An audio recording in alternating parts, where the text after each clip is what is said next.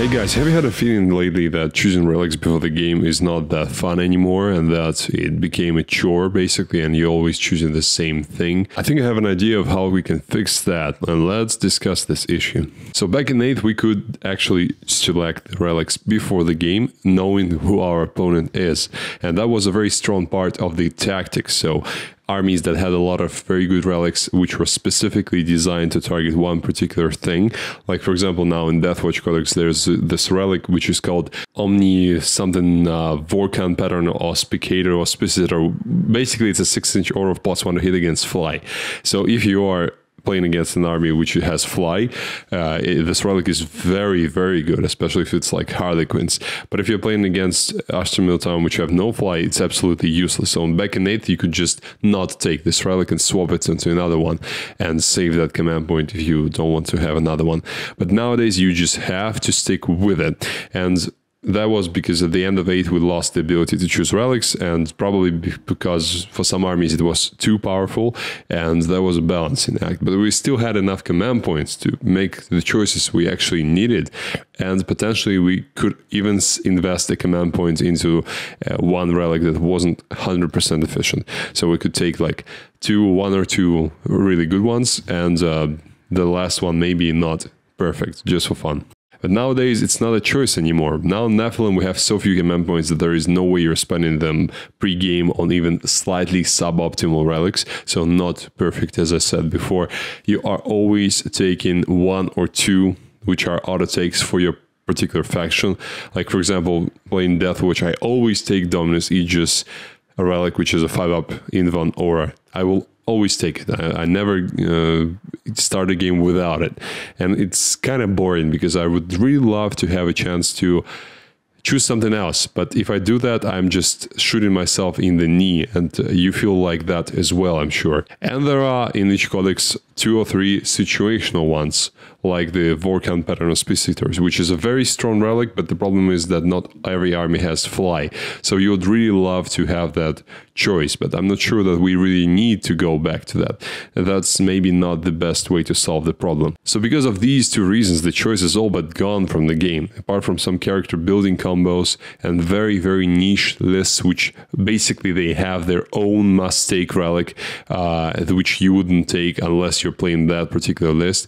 And in case of character building combos, it's like if you want to build a Smash Captain from Blood Angels, you'll just give them the Hammer of Baal and the reroll 1 hit, 1 wound, 1 save roll Warlord trait, and maybe Imperium Sword Warlord trait. And that's like your combo, which is, okay, you're not taking Imperium Sword every time, every game, but you are taking that whenever you want to build a very strong character for melee. So not very, very interesting in terms of choices. Mostly you'll be taking the same relics over and over again and simply ignoring all the cool but not perfect stuff which you have in the codex, because each codex nowadays, and that's a very good thing, I think, has a lot of relics we can choose from.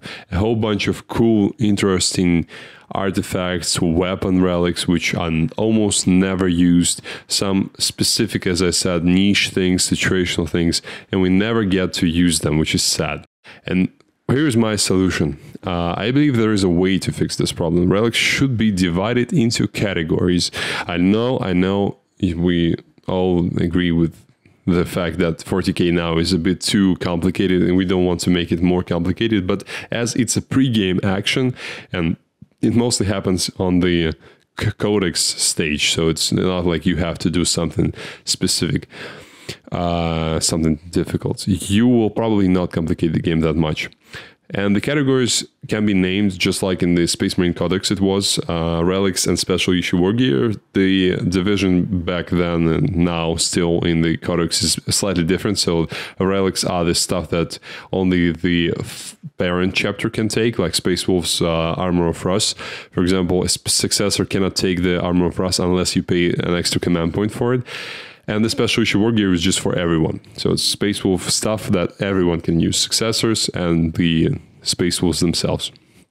So we can do the same thing. So relics would be the strong stuff, the powerful ones, which would be very carefully balanced against one another, and we'll be sure the rule writing team will be sure to make them a very interesting choice. So you're either taking this, but then you're not getting that, and you can tailor your list to work around one relic or another. So just like we have now, but the other part is important, that special issue war gear would be the fun weapon or armor relics, which would otherwise not appear in anyone's list. So it means that those will not be nearly as powerful as real relics. However, they will be fun. So it'll be like a cool sword, for example, or maybe a nice armor suit for one of your characters. Not crazy good, but something that is substantial to be useful, and we would be able to have one for free. We may still have this situation where we pay for the relic, but the special issue gear will get just one for free.